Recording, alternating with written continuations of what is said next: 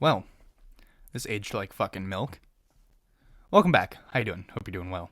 James Gunn has finally revealed his DCU Chapter 1 Gods and Monsters plan, and wow, not at all what I was expecting. I mean, we got some great announcements like Superman Legacy, a release date for the Batman Part 2, and the Lanterns HBO Max show, as well as the Paradise Lost series and the Supergirl solo film. But we also got some really strange announcements, like the Authority and Swamp Thing solo movie and Creature Commandos. And among those great picks, though, stands one high above the rest. A movie so great that'll be bringing the best Robin in history back to the silver screen. Dick Gra- What? Wait, are you serious? They're skipping over on the other ones? Oh. Well, alright then.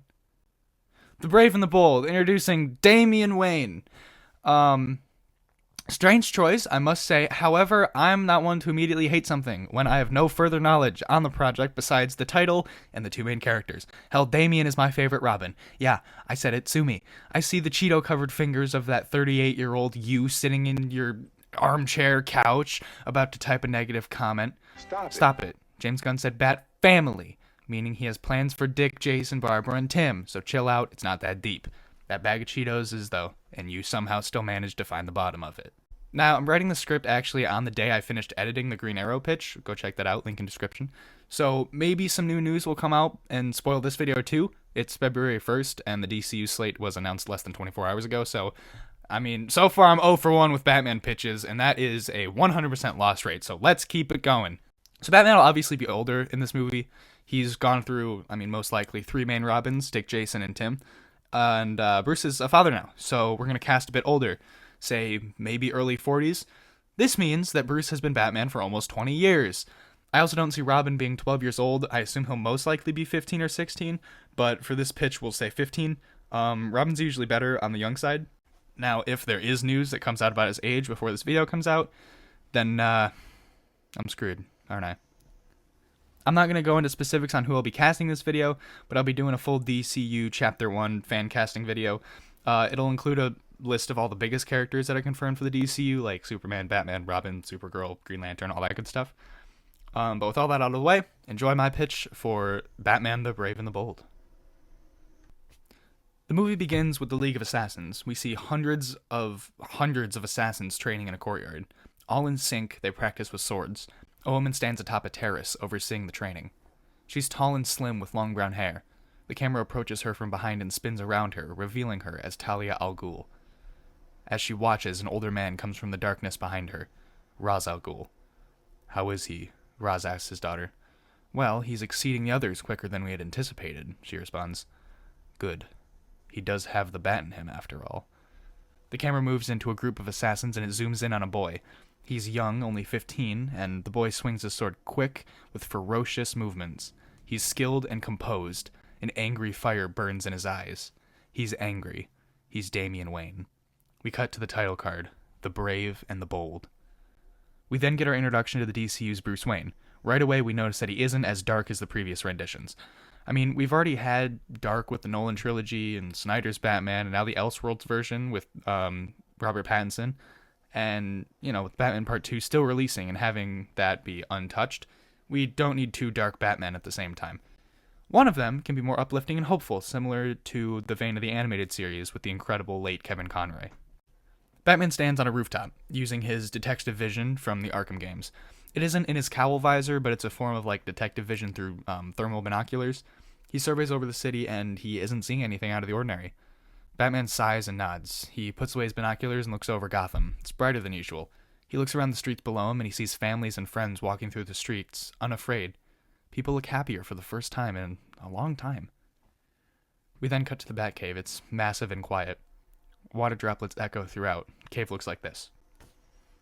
We see a massive computer screen and the high platforms looming over the water below with, there's a boat and a submarine and all the classic Batman gadgets and utilities. We see the trophy room with the giant dinosaur and a massive penny. This Batman is more experienced, so it wouldn't be too far out of reach to say he's been keeping trophies from some of his most bizarre cases. As we get our look at the Batcave, Alfred sits at the massive computer, reading the newspaper and drinking tea. Just then, we see a waterfall on the far side of the Batcave open as the Batmobile speeds through and comes to a halt on a platform. The top opens up and Batman gets out of the driver's seat. He walks over to Alfred and asks if anything's new. Alfred tells him that the computer hasn't picked anything up lately, so Bruce removes his cowl and he tells Alfred that he didn't see anything while he was out either. Alfred stands up from the chair and Bruce sits down. Alfred hands him a plate of food, but Bruce pushes it aside, thanking Alfred though. Alfred catches on. He can read Bruce like a book. He's essentially raised this boy into the man he is. He thinks of him as a son. "What's wrong, Master Bruce?" Bruce tells Alfred that he doesn't think he needs to be Batman anymore. He's been doing it for 20 years and he's seen it all. He thinks his job is done. Crime rates are down. The Batman Project worked.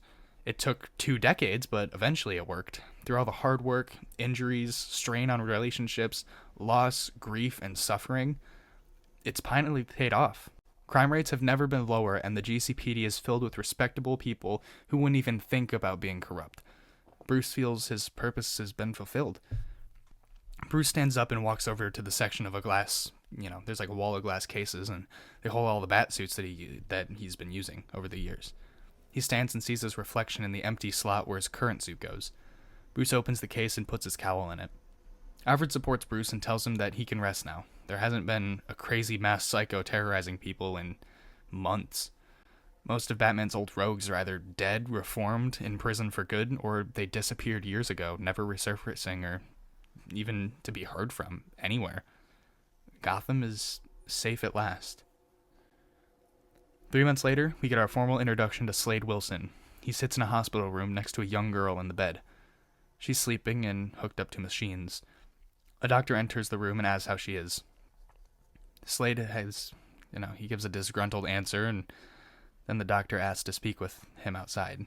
The doctor and Slade step outside, and the doctor informs Slade of some bad news. "Mr. Wilson, it's gotten worse. The cancer's spreading into her brain. She won't be able to survive much longer if we don't undergo proper treatments," the doctor explains. Slade looks down, saddened. "How much does insurance cover?" The doctor gives an uneasy look. "That's the other piece of bad news.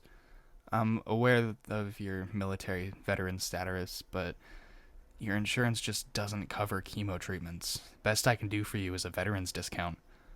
Slade is taken aback. He feels hot and his knees are weak.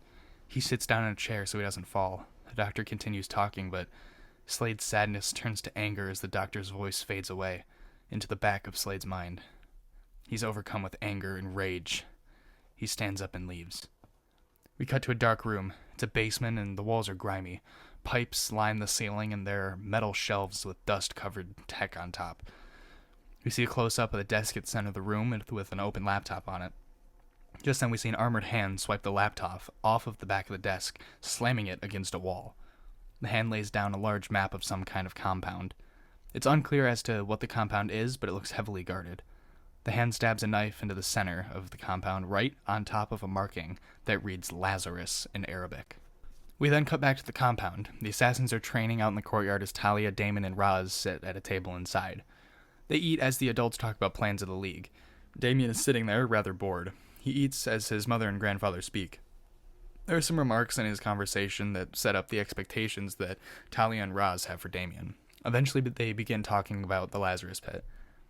Raz tells Talia that he advises her to put Damien in the pit in order to keep him alive, but Talia refuses. She tells her father that she won't subject her son to the Hell Pit. Sure, it can make one immortal and bring him back from the dead, but the effect that it has on one's mind can be significant, especially on the young. They keep it vague, though, on exactly what it does to someone's psyche. On the other side of the compound, we see the man from the basement.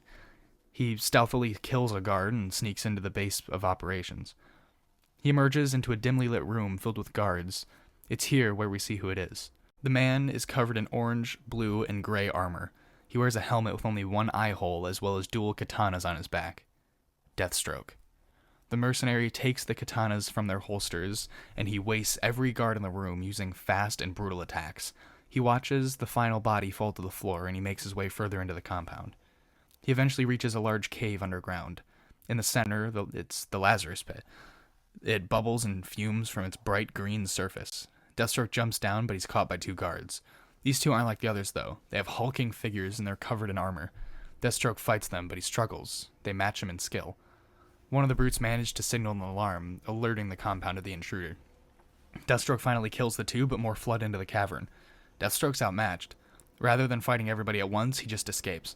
He jumps on high heights, sprints faster than all the others, throws assassins out of his way. all clearly demonstrating his abilities. Right before he gets to an exit, he gets stabbed through the chest.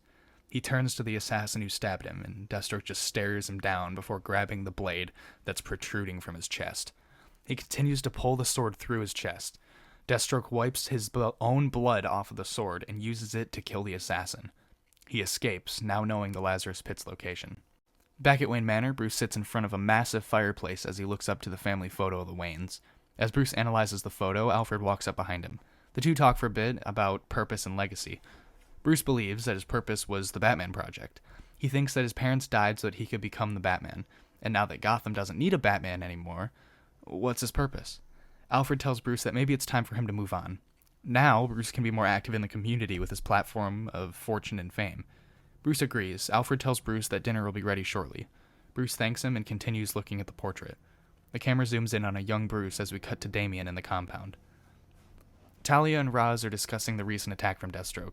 Ra's suggests that Damian stays at the compound in order to not only help him protect the compound if Deathstroke decides to return, but also to use this as practice. Talia refuses, and she doesn't let Damian stay, and she suggests that they send Damian away for the time being. Damian overhears this and he gets aggravated. He sides with his grandfather and insists that he stays. He wants to kill whoever attacked. They are still unaware that it was Deathstroke who attacked. For all they know, it's just a random skilled assassin. Damian has all his pent-up anger from being born into violence and rage. Just some quick backstory on some of Damian's past and experience. He would be sent out on assassination missions for the League due to his small size and innocent look. Maybe we can get a couple flashback scenes to a couple of his assassination missions. Talia tells Damian that he's going to be sent away from the compound for now. She can't risk him being injured or killed. He's too important for the future of the League. I think this small line would be a really important one for the future of the world building in the DCU. Damian could be really important, and it could lead him to being the heir of the League, and even maybe we do a Heretic storyline in the future. If you don't know who Heretic is, he's basically a clone of Damian Wayne that his mother made when Damian defected from the League and joined Batman. It'd be a little different here, but we could still make it work in the future. Damian asks where he's supposed to go, and Talia looks at Ra's. Ra's catches onto what she's saying, and he refuses. I wouldn't be sending my grandson into that masked lunatic, Ra's argues. Talia becomes very stern. He's my son, not yours. I decide where he goes, not you. Ra's understands and he's backed down. It's a bad idea, daughter. Damian can decide that for himself. Damian chimes in. Where am I being sent to? Talia turns to Damian and takes a breath. Your father. Damian's confused, but remains frustrated. No, I'm staying here. Talia tells Damian that he won't be there for long, just until they can deal with this intruder. Damian has no choice but to accept. From here, we move into Act 2. In the Batcave, we see that Bruce can't let go of his addiction to the Batman. He sits at computers, still surveying the news and security footage from around Gotham. He's almost hoping something happens. Just one excuse to put the suit on. He feels as if, without the Batman Project, he has no meaning. Just then Alfred enters. Alfred tells Bruce about an event happening to celebrate Commissioner Gordon's retirement. Bruce should make an appearance. Bruce agrees, and he begins getting ready.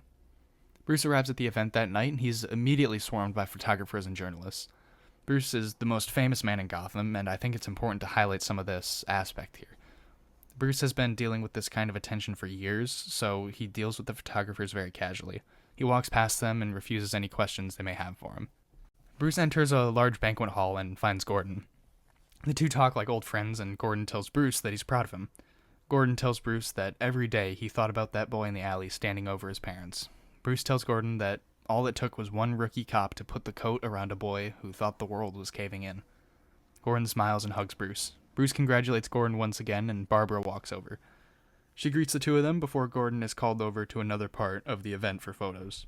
Barbara and Bruce talk with one another, and Barbara tells Bruce that she hasn't seen any recent sightings of the Batman. Bruce tells Barbara that he could say the same, and Barbara smiles and tells Bruce that it was time. It was time to say goodbye to that part of her life. Bruce says that he's happy for her. He says it with a slight hint of sorrow in his voice, though. Barbara easily catches this because, after all, she worked with Bruce for years, and she's smart as hell. She tells Bruce that he can finally live. He can have a life outside of the night. Bruce fakes a smile and tells Barbara that he will. Barbara tells Bruce to enjoy the party, then walks. After the event, Bruce is back at Wayne Manor. He's in his bedroom getting changed when he suddenly hears something from outside his window. Bruce takes a defensive position and becomes cautious. He reaches underneath the desk and takes a small metal object from underneath. He presses a button and it folds out into a heavy tech batarang. He inches closer to the window when he suddenly hears a voice behind him. "Bruce," the voice says. Bruce recognizes that voice anywhere. He whips around and sees Talia standing there. Bruce asks her why she's there, but Talia just tells him to put down the batarang. She isn't there to start issues. Bruce sets down the batarang on the bed and then asks her again, why is she here? Then, another voice from behind him. Seriously? The entitled rich kid? Bruce stops in his tracks. He turns to see Damien standing there, in the open window. Talia? Who's this? Damien speaks up. I'm your son, dipshit. Who else would I be? Bruce is taken aback by the harshness in this kid. He looks at Talia and she nods. Bruce can't believe what he's seeing. He looks back to Damien and then Talia again. Talia tells Bruce that she needs his help. In the next scene, we see Bruce, Talia, and Damien, and Alfred all sitting at the large table in the massive dining room. Talia has just told Bruce everything he needs to know about Damien and why he's here. Bruce is unsure if he wants to take in yet another young boy, but Alfred accepts for him. Talia thanks them and tells Damien that they'll be back to get him soon. Bruce asks who they are, and Talia tells him that he and Ra's al Ghul still have some unfinished business. However, doing this for Damien would set them even. Talia then leaves. The next portion of Act 2 is Bruce and Damien warming up to one another. Alfred tells Bruce that this is his new purpose. He isn't Batman anymore because he needs time to take care of his son and keep him safe. Bruce isn't sure. He's been in this position before. He can't do it again, not after what happened with Jason. Alfred tells him that he needs to try again. Before you ask, yes, Tim was the previous Robin. We aren't skipping over Tim. Bruce knows this deep down, so he agrees. Later, Slade arrives back at his base. He sits down on an old mattress and takes off his shirt. He sees the stab wound and he patches himself up. As he does this, though, we can see that the wound is slowly healing itself. Slade winces in pain at the wound. Once he's patched, he opens the notebook and begins writing down notes that he saw. In the notebook, we see numerous writings that reveal Slade has worked with the League before. That's how he knew the Lazarus Pit was real. He just didn't know where it was located. But now, there's nothing stopping him. For the rest of Act 2, we see Bruce and Damien warming up to one another. Damien is more or less an entitled prick, whereas Bruce is just trying to protect his son and make him comfortable. However, Bruce's parenting is rough around the edges. He hasn't done this in years. He does his best to empathize with Damien, but this kid just won't accept his offer as being a father. At least with Jason, he could relate with him. With Damien, Bruce feels like it's his first young boy he's raising. After a while of this, Damien finds the old Robin costumes from the ones before him. He sees Dick's suit, what remains of Jason's, and Tim's. Damien walks up to Dick's and sees himself in the reflection.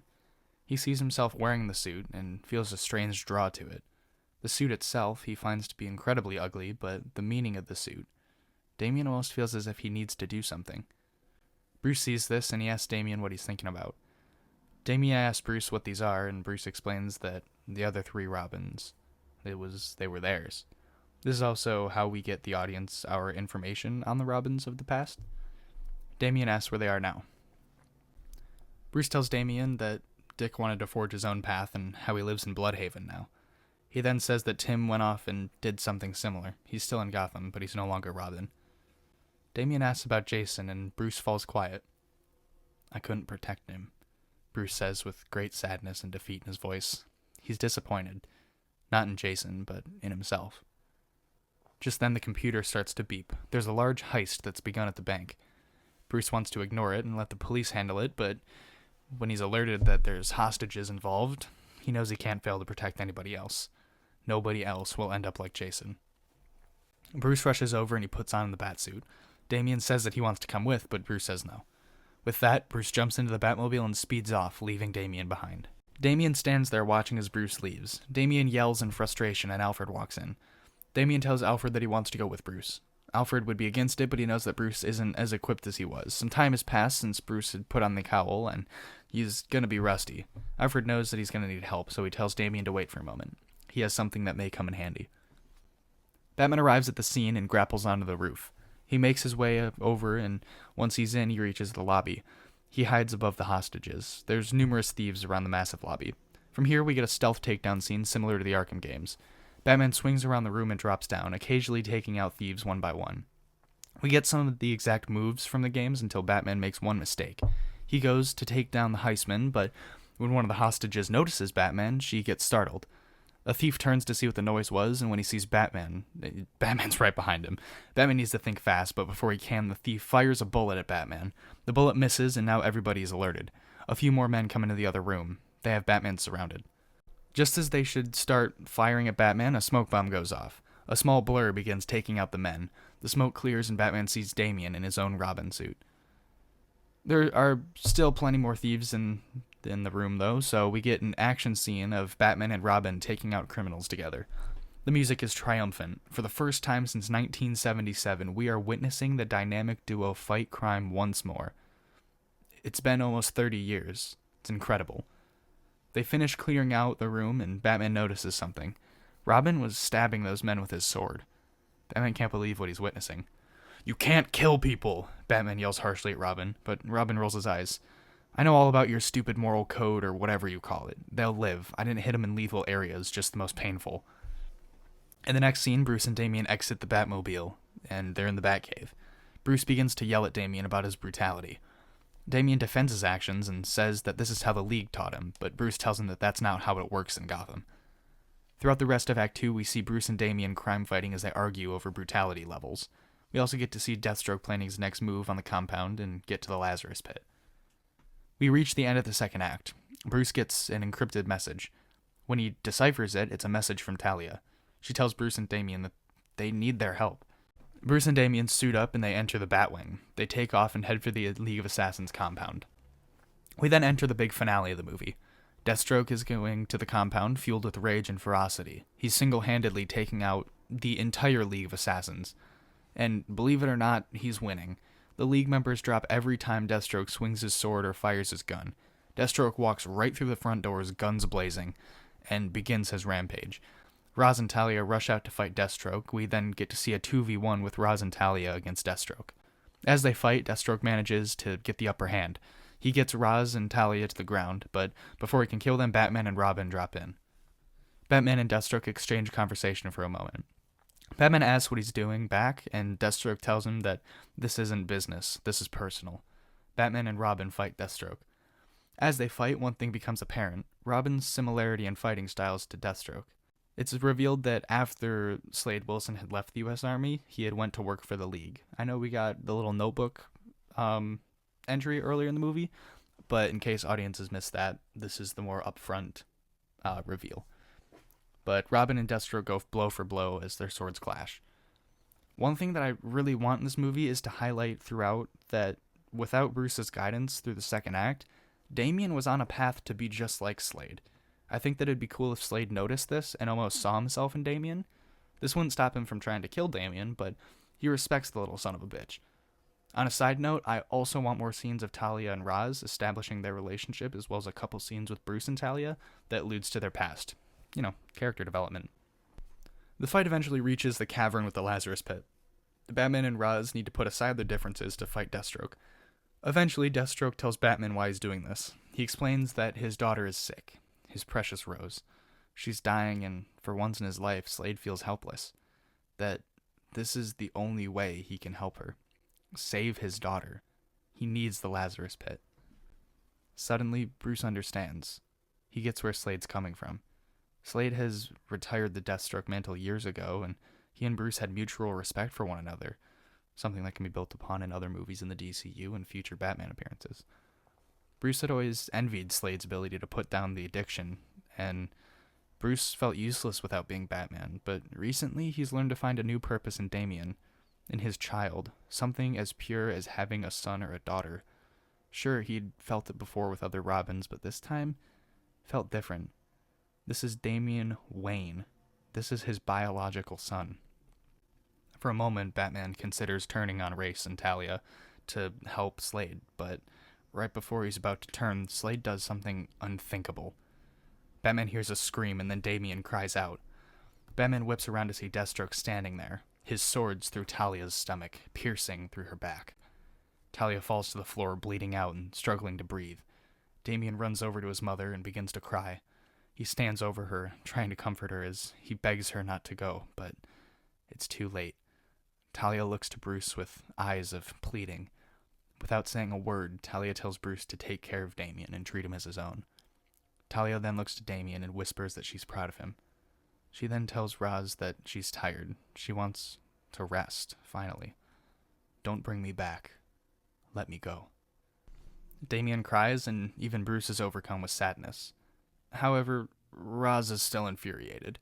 Roz charges at Deathstroke, and the two engage in the most brutal, hate-filled duel. Each strike they throw is filled with force and anger.